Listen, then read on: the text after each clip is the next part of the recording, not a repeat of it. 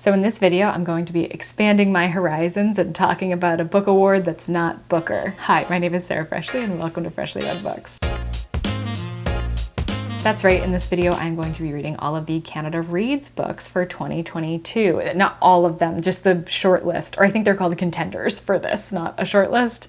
So basically what I understand of Canada Reads, and feel free to correct me if I'm wrong, because I haven't done a ton of research into this, I've just kind of loosely followed in the past, but there is a large, long list of books, and there are 5, I think, judges. I think that they put together the whole long list, but then afterwards they end up choosing one of each of those books to kind of champion and debate why it should be the one that ends up winning Canada Reads. I think that this is such a cool way to do a prize, and I don't know of any others that do this, but you know, if there are others, please do let me know. And also you get to like watch the debates and everything. So since learning about this prize in I think 2020, maybe 2019, I've wanted to actually read each of those 5 books so that I could go in and watch the debates and know fully what they're talking about, because I just think that that's a super fun thing to do. So I am going to be reading through those 5 books in anticipation for the debates, which I think are in March. I will put the actual date or dates here if I have that information available to me. So like I said, this will consist of reading 5 books. The first of which I'm going to pick up is Washington Black by Edugyan. So I will come back and let you know what I thought of this book once I've read it. So I have finished Washington Black by Edugyan, and what a book to start on. This was really good. I sometimes worry about stories like this that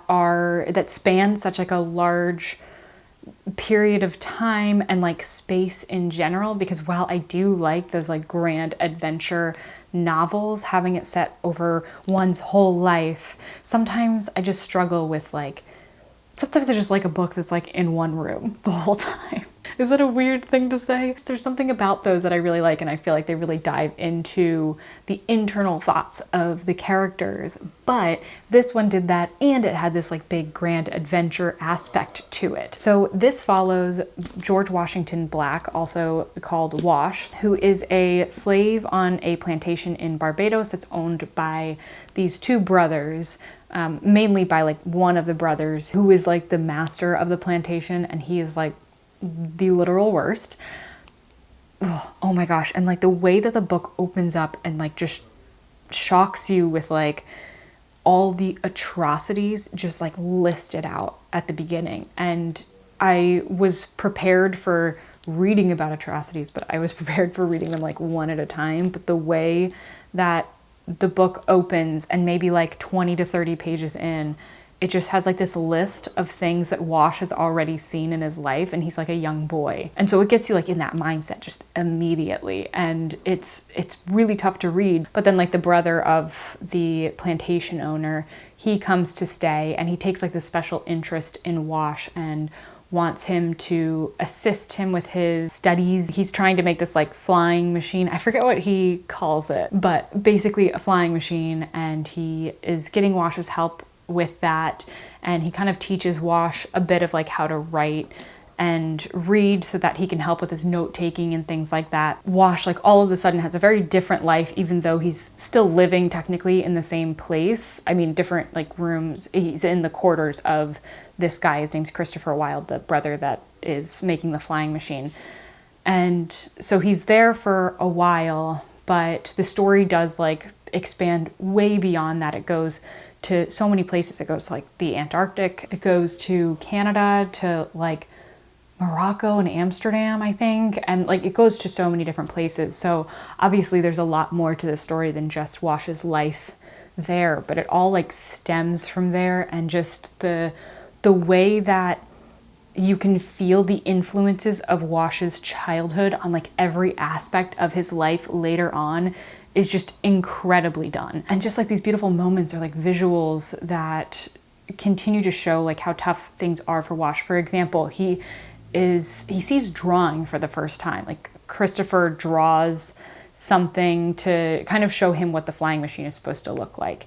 And Wash is like totally taken aback by just the idea of this in general. And so he starts practicing himself drawing, but he doesn't feel like he's supposed to be, because that's not technically like within his duties. So he's just doing it at night by like candlelight, and then he burns up the drawings every day. So he'll draw something and he'll burn up the picture in the candle. And I think just that imagery of Wash in secret, learning this new thing, and then destroying all evidence of it, creating something and destroying it, but yet still there's something in him that is being created at the same time, that is growing through this, even though he's not able to have anything for himself that shows this progress. Like, that being an analogy for his life and the things that he would experience going forward it's so good.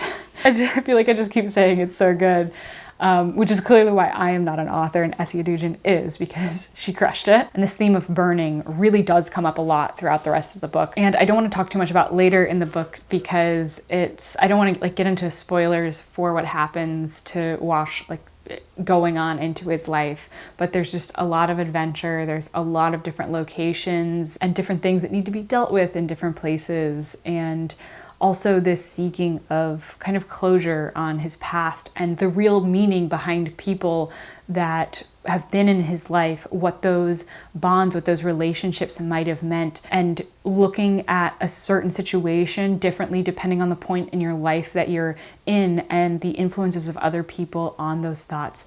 And as you grow as a person, recalling certain things and thinking differently about them, and just like, it's a good book. What a book to start this video off on. But yeah, on to the next book.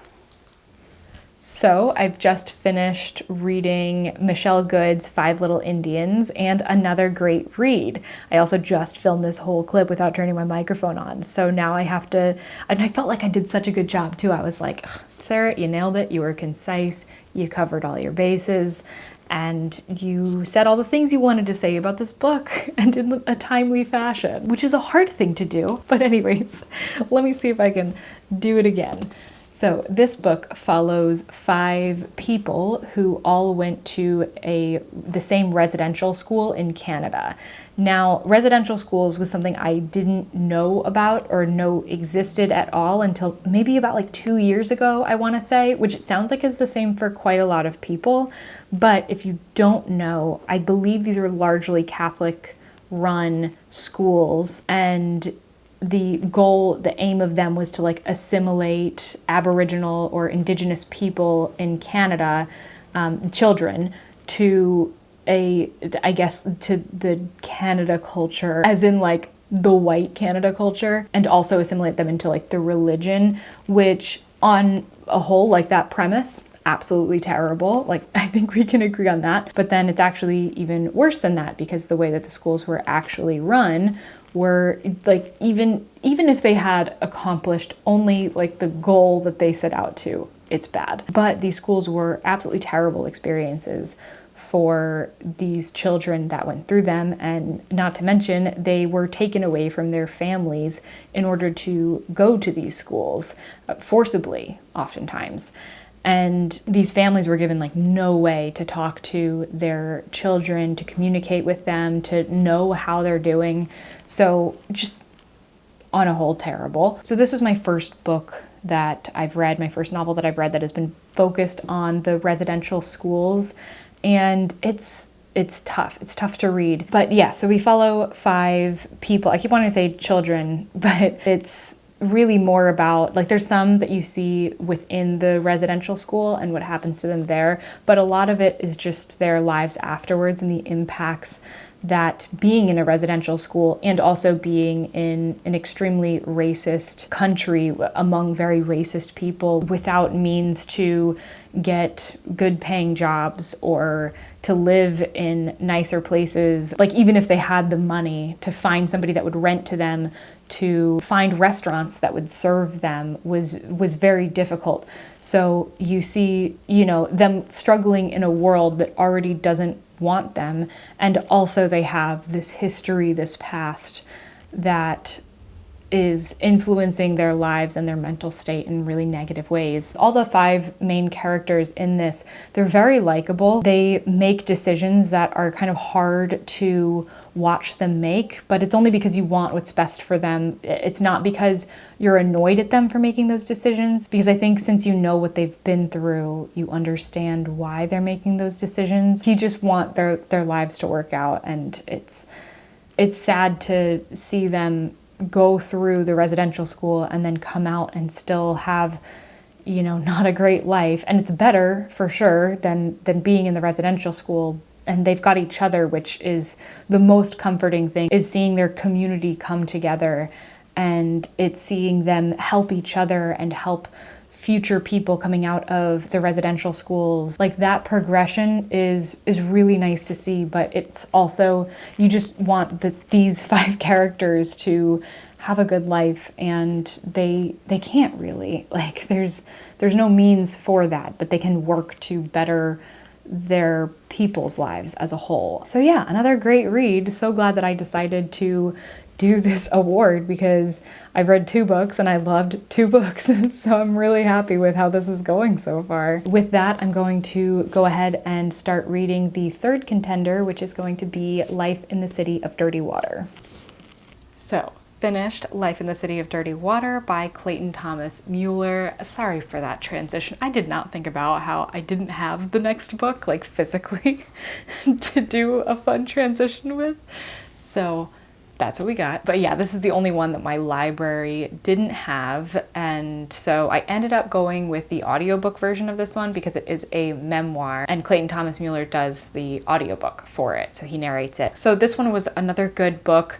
I think I didn't enjoy it quite as much as the first 2. Obviously, it's a different style being a memoir and not a novel like the first 2 books were. That being said, I do typically really like memoirs, and I think Clayton Thomas-Muller did a good job writing his memoir, and there were very like powerful scenes, and his life is definitely one that deserves and should be shared through a memoir. I think that for me it just was a little bit tough writing wise, because it felt very disjointed and almost like there was so much that was being crammed into such a small book that I think it really could have benefited from being longer, or maybe even more focused, and then having like several books that were about different parts of his life. I could see something like that working really well, because it had this feeling that during certain sections it was almost more listing things that he had done in his life or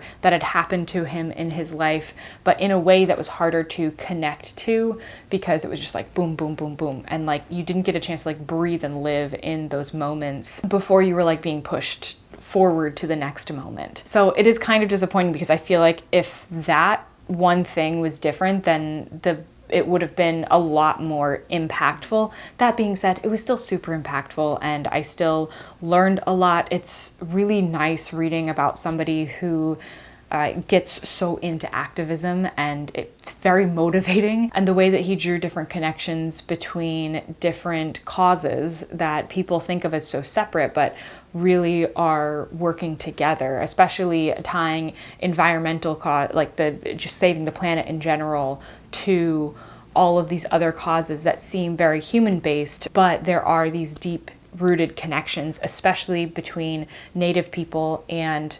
environmentalism in general, because there's a lot of problems that have been brought about by having corporations be too involved, far, far too involved in managing land, and also they have taken that land. And by working towards fixing that, we can solve many problems and try to rewrite wrongs that will aim us towards a better future. Obviously, there's a lot of work to be done there on both sides, on the environmentalism and also towards the Native, Indigenous, Aboriginal people. So yeah, I think overall, I still think it's a good book, and it's one that I would definitely recommend people to read. But yeah, I think it just like fell a little short on the organization of the book in general. So now on to the 4th contender for me, which is going to be What Strange Paradise. Another book down. I've just read Omar Akkad's What Strange Paradise, and another good one. I feel like this is just gonna be a video of me like gushing about books. Like, no pressure, Scarborough, but like... So the story follows kind of like 2 children. So the first is Amir, who is a Syrian boy, and he is on a ship traveling. I don't know where it's supposed to be going, but he kind of winds up on this ship, and it's basically as a way to seek refuge in another country. But this ship actually washes up on the shores of an unnamed island where Venna is. Venna is the second main character. So she lives there and ends up finding Amir, and together they are working to help Amir out in this situation because she doesn't really want him to go to the refugee camp that's there because it's not a great refugee camp. It's not really helpful. It take forever to be able to actually get citizenship, which is supposed to be the whole point, and the conditions are really awful. And this book kind of follows this format of it'll have like before and after, before being before Amir washed up on the island shore, and after being after he washed up. So in these before moments, we see Amir and what his life is like leading up to getting on the boat. And then of course his whole time on the boat, that experience. And in the after, we see him and Venna together. And this was a really heartbreaking book, especially the before sections, which I think like the after sections, there's a lot more lightness almost to it, just because these two characters are together and they're learning about each other in very small ways because they don't speak the same language. And it almost feels adventurous because they've got a mission. They're trying to keep Amir away from the people that are trying to pull him into the refugee camp.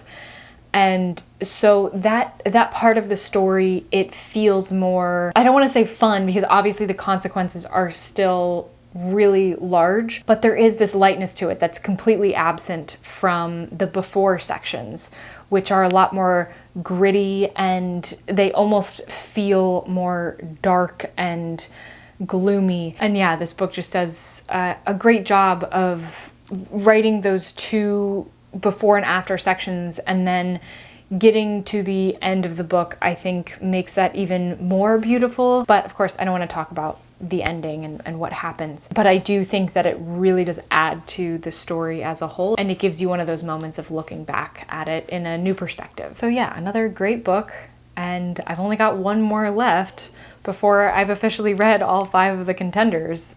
And I don't even know what opinion I'm gonna have. But I guess that doesn't matter right now. What matters right now is reading the 5th book. So I will see you after I do that. So I finished the last book, Scarborough by Hernandez, and it's so good.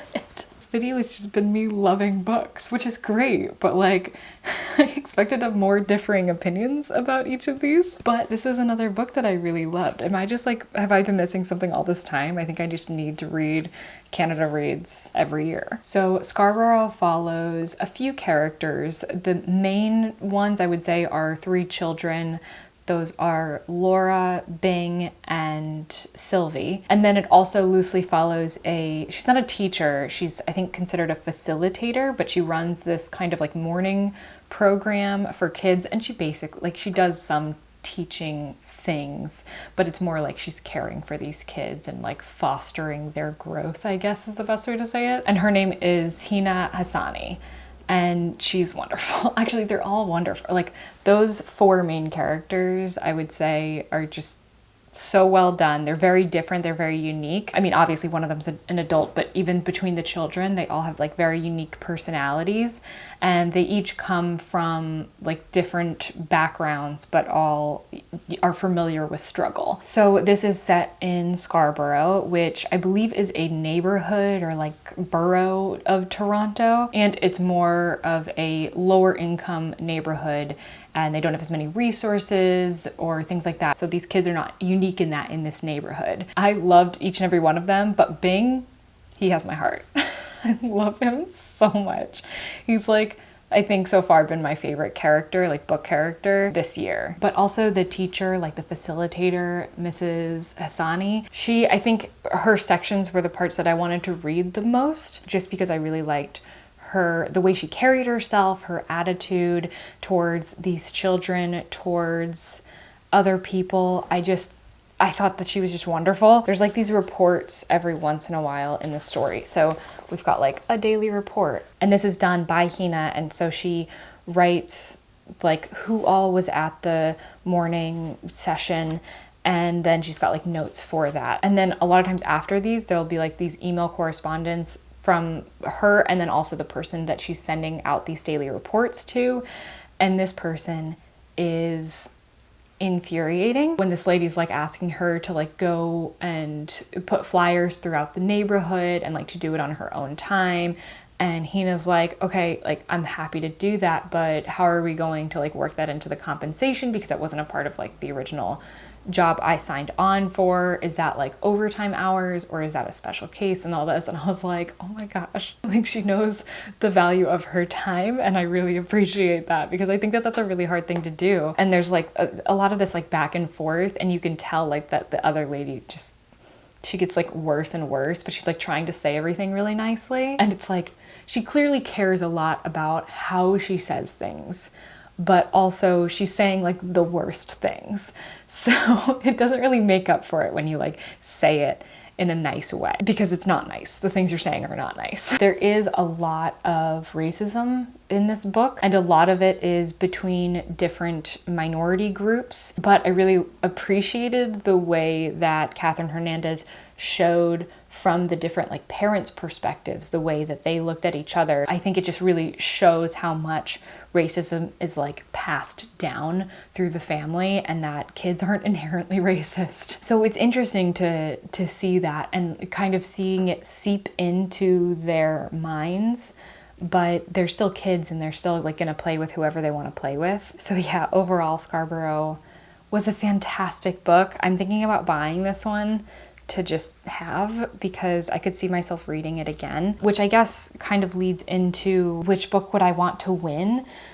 I feel like that's the natural place for this video to go, even though I don't really know. I think I would really be happy with like any of them winning. The only book that I like had more negative things to say about was Life in the City of Dirty Water. But that being said, like the negative things I had to say about it weren't all that negative. Like it wasn't like that big of a deal. So like by comparison, that one's on a lower level, but still overall, like I'd be happy if that one won. I think that the ones I would be most happy with winning are either What Strange Paradise or Scarborough. What Strange Paradise, I think really like the entirety of the book, I wouldn't have felt like it was at the top of my list, but the ending really put it there.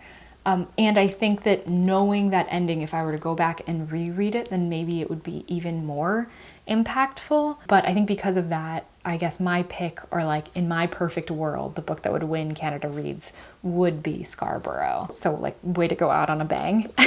Read the best book last, or my favorite book last. So yeah, if you're looking for some good books, I would definitely recommend choosing from the list of Canada Reads contenders. I'm really excited for the debates now because like I know everything about each of them. I mean, at least story-wise, I've read all of the books, which I've always wanted to go into a Canada Reads debates, having read all of the books, so I'm really excited about that. If you have read some or all of these contenders, which one was your favorite, or which one are you most looking forward to reading? Anyways, I hope that you enjoyed this video, and if you did, please do consider subscribing, and I will see you next Wednesday.